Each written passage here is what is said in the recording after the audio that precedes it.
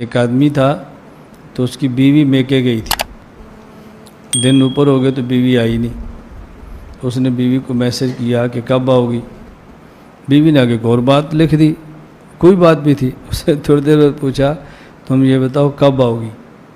اس نے پھر کوئی اور ایک بات ادھر لکھ دی. خاوند نے پھر پوچھا تم یہ بتاؤ آؤ گی کب. سمجھ آ رہی؟ باقی باتیں چھوڑو, تم نے آنا کب ہے. اس پر پھر اس کی بیوی نے اپنے شوہر کو ایک لطیفہ لکھا. انہوں نے کہا ایک شیر تھا جنگل میں, اس نے جانوروں سے کہا بھی اپنے ماتحتوں کا خیال بھی کرو اور اپنے ماتحتوں سے پوچھ گچھ بھی کیا کرو, اور یہ گڑبڑ کریں تو ان کی ٹھکائی بھی کیا کرو. ایک بندر تھا, اس نے خرگوش کو بلایا ادھر آ. خرگوش مستیاں کر رہا تھا, کھیل رہا تھا, مٹک چل رہا تھا. بندر نے کہا ادھر آ. خرگوش آیا. بندر سے خرگوش نے پوچھا تو یہ دس تو ٹوپی کیوں نہیں پائی. یہ پنجابی سب سمجھتے ہیں نا. بندر نے پوچھا بھائی تو نے ٹوپی کیوں نہیں پہنی. اس نے کہا جی میرے کان لٹکتے ہیں, لمبے ہیں, تو ٹوپی پہنتے ہو تو اتر جاتی ہے. اس نے لگائی کس کے, چانڈ مار گیا, دفعہ ہو جا. دوسرے دن پھر جب بندر گیا تو یہ خرگوش کھیل رہا تھا. اس نے کہا ادھر آ. جی. اس نے کہا تو نے ٹوپی کیوں نہیں پہنی. اس نے کہا جی میں نے کل بھی تو دسیا جی میرے کان لمبے نے, ٹوپی کھلوتی نہیں. انہیں پھر ایک کنڈا پھونٹ سٹی نس جا. بندر اتر ہوتا چلا گیا. کل پھر اس نے دیکھا کھیل رہا تو اس نے کہا تو ٹوپی کیوں نہیں پائی. انہوں نے کہا جی میں تو کل بھی دسیا سی, پرسوں بھی دسیا, میرے کان لمبے نے, ٹوپی کھلو. پھر چھنڈی ایک ہوتے. اس نے پھر ایک لگا دی. بندر بڑا پریشان ہے, کیا کرے. خرگوش بڑا پریشان, کیا کرے. اس خرگوش نے جا کر شیر کو شکایت لگائی. اس نے کہا جی آپ نے آرڈر تو دے دیا, ماتحتوں کا خیال کریں. جڑا میرا افسر ہے باندر, روزانہ میری ٹھکائی کرتا ہے, اور مسئلہ ہے کہ تو نے ٹوپی کیوں نہیں پہنی. میں نے ایک دن اپنا عذر بتایا, پھر مار کھائی ہے, پھر عذر بتایا, پھر مار کھائی ہے, تیسرے دن کیوں پھر مار وہی کھا رہا ہوں. شیر نے کہا اچھا. اس نے بندر کو بلایا. بندر کو بلا کر کہا بھائی مارتے ہیں ماتحتوں کو لے کر, کو بہانا تو ٹھیک ہونا چاہیے. تو ایک ہی بات پر ایک دن مارتا ہے, پھر دوسرے دن مارتا ہے, اس طرح تو پورا ماحول خراب ہو جاتا ہے. مارو لیکن کو بہانا ٹھیک ہو.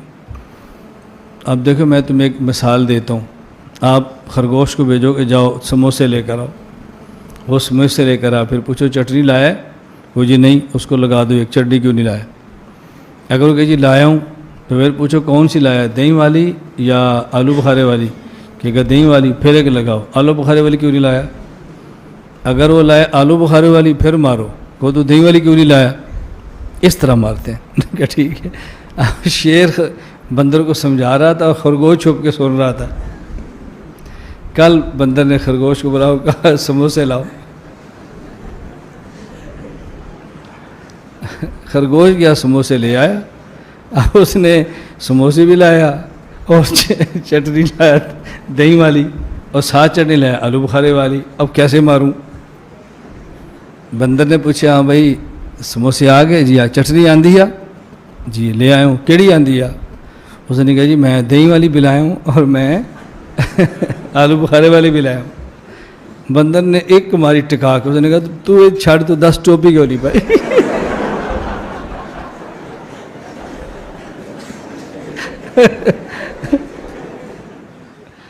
وہ کیا ہوا ہے, کہتے ہیں کہ وہ ان کے دوست کی کہیں شادی تھی, تو جو بے وقوف ٹائپ کے لوگ ہوتے ہیں نا, ان کو بہت سوالات پوچھنے کا شوق ہوتا ہے کہ نکاح کے بعد کیا ہوگا اور کیا بیگم سے بات چیت کیسے شروع کرنی ہے. کیا پاگل ہوتے ہیں یہ لوگ. تو یہ آ گیا ان کے پاس, ہمارے جو دوست, نام نہیں لوں گا میں, بیٹھے ہوئے ہوں گے یہاں پہ. ایسا نہ دوبارہ پٹیں دولہے کے ابا سے. پھر یہ ایک دفعہ تو پٹ چکے ہیں, دوبارہ نہ پٹیں گئی, زخم تازہ ہو جائے گا نا ان کا. تو وہ دولہا جس کی شادی تھی, رخصتی تھی رات کو, وہ آیا ان کے پاس ایسے ہی پوچھنے پاچھنے کے لیے. تو انہوں نے بتایا کہ بھائی دیکھو زوجہ کے پاس جانے سے پہلے اذان دینی ہے تم نے. اس کا فائدہ یہ ہوگا کہ نرینہ اولاد پیدا ہوگی صحت مند. صحت. میں نے تو صرف اتنا واقعہ سنایا تھا, انہوں نے کہا کہ پورا اس طرح ہے کہ اذان بھی کسی اونچی جگہ پہ کھڑے ہو کے دینی ہے. آزان کسی اونچی جگہ پہ کھڑے ہو کے دینی ہے, اور جب آزان شروع کر دو تو درمیان میں رکنا نہیں ہے. درمیان میں رک گئے معذور بچہ پیدا ہوگا, ٹھیک ہے نا. اب یہ جناب شروع ہو گیا, مذاق کیا تھا اس نے, مذاق کیا تھا, وہ سیریس ہو گیا. اب وہ دلہن بیٹھی بھی ہے, یہ ڈریسنگ ٹیبل پہ چڑھ گئے نا, اس سے زیادہ اونچی جگہ ان کو نظر نہیں آ رہی تھی, تو شکر ہے الماری پہ نہیں چڑھا. الماری پہ سے نہیں چڑھے کہ بھائی جب چڑھ جاتا الماری پہ تو کھڑے ہونے کی جگہ نہیں تھی. وہ بیوی کہتی کسی بندر سے میری شادی ہو گئی ہے. وہ ایک آدمی گیا نا نفسیاتی ڈاکٹر کے پاس کہ مجھے وہم ہو گیا کہ میں بندر تو نہیں ہوں. تو ڈاکٹر نے بولا پنکھے سے اترو گے تو میں علاج کروں گا نا اپنا, پنکھے سے تو نیچے اترو. تو ڈریسنگ ٹیبل پہ کھڑے ہو کر انہوں نے اذان کہنا شروع کی. اب وہ دلہن پاگل ہو گئی, چیخنے لگی یہ کیا کر رہا ہے بھائی, پاگل تو نہیں ہے, اور جا کے نا دروازہ بجا رہی ہے. تو یہ اذان کے دوران اس کو کہہ رہے حی علی الفلاح, اس کو اشارہ کر کہ نہیں کرو, اذان بھی چل رہی ہے, حی علی الصلاح حی علی الفلاح, اور اشارہ کر رہے کہ نہ نہ نہ. وہ دروازہ کھولا, دولہا کے ابا نے, دلہن کہہ رہی اس کو دیکھو کیا ہو گیا, یہ کون ہے, پاگل ہے. بھاگ گئی, وہ ظاہر ہے بھاگنا ہی تھا اس نے, گھر چلی گئی, تو نفسیاتی پاگل ہے. تو وہ صاحب مجھے سنا رہے تھے کہ صبح دولہے کے ابا آئے, انہوں نے پہلے دولہے سے تفتیش کی نا کیا ڈرامہ ہے بھائی, تو اس نے بتایا وہ فلاں صاحب نے. تو کہہ رہے صبح آتے ہی انہوں نے گریبان سے پکڑا,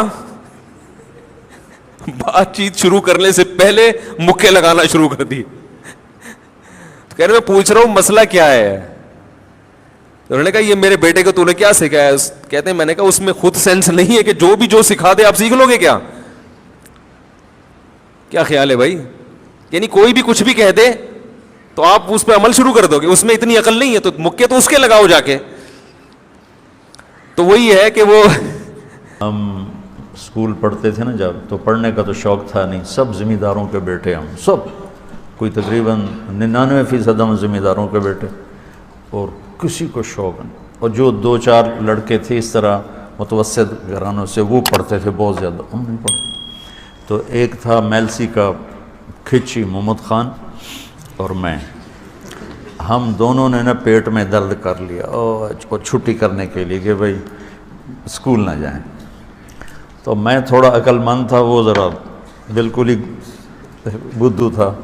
میں نے وہ کچن سے راکھ لے کر آیا اور اس پر تھوڑا پانی ڈالا, تھوڑی تھوکیں ڈالی الٹی کا نمونہ بنانے کے لیے کہ مجھے مجھے الٹی آئی. ہمارا جو سوڈن تھا نا وہ بڑا سخت تھا, بہت مارتا تھا. تو ہم دونوں نے نا بیماری کا بہانہ بنا کے چھٹی کر لی. اچھا اب ہم گپے مار رہے تھے, جب لڑکے چلے, پہلے ہم ہوں کرتے رہے, جب لڑکے چلے گئے ہم رضائیاں, سردیوں کا زمانہ تھا, ہم رضائی پھینک کے گپیں شروع کر دی. کافی دیر ہم گپے مارتے رہے.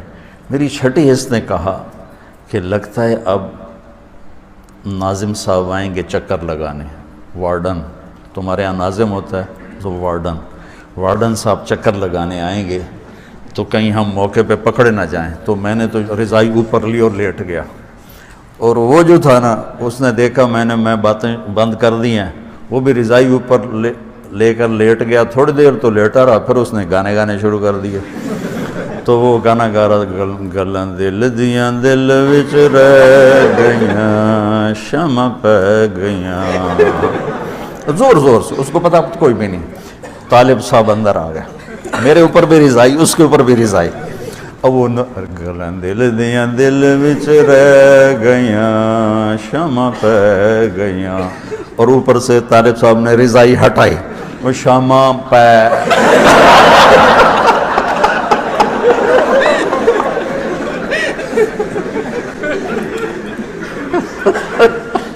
ایک دن میں ناظم مالیات جامع فاروقی میں چلا گیا, جیب میرا خالی تھا. ناظم مالیات سے میں نے کہا بدبخت 15-20 ہزار روپے دے دو, ایمرجنسی میں تنخواہ آ جائے گی تو لے لینا, کریں گے کوئی ترتیب, کسی مرید کو پھنسا دیں گے, آپ 15-20 ہزار دے دو. اس نے کہا حضرت آپ قرضہ نہ لیں, آپ کے لیے کسی نے کوئی لفافہ دیا ہے. میں نے کہا بابا مجھے 15-20 ہزار چاہیے, لفافہ سے میرا کیا ہوگا. اس نے کہا یہ لفافہ میں نہیں جانتا. ایک بندہ آیا, اس نے کہا 2 مہینے سے میں امریکہ سے آیا ہوں, اب میں واپس امریکہ جا رہا ہوں, مولوی مینگل سے ملنا ہے مجھے, لیکن آپ نہ مل سکے تو وہ چلا گیا اور یہ لفافہ دیا. لفافہ جب ہم نے کھولا 500-600 پتہ نہیں کتنے اس میں ڈالر تھے. میں نے کہا بابا مجھے 20,000 چاہیے, 15,000 چاہیے, یہ 500-600 ڈالر سے میرا غریب کا کیا بنے گا؟ اس نے کہا اللہ کے بندے یہ بہت بڑا پیسہ ہے. میں نے تصدیق نہیں کی. اس نے کہا آپ تھوڑی دیر صبر کرو, آدھا پونا گھنٹے کے بعد میں مسلم کمرشل بینک سے ہو کر کے آ رہا ہوں, پھر آپ کو بتا دوں گا. وہ جب وہاں سے آیا تو میرے خیال میں 42,000 یا 43,000 وہ لے کر کے آگے انہی ڈالروں کے. اب 500-600 ڈالر تھے یا اس سے کم تھے, لیکن 40,000 جب یہ بنے.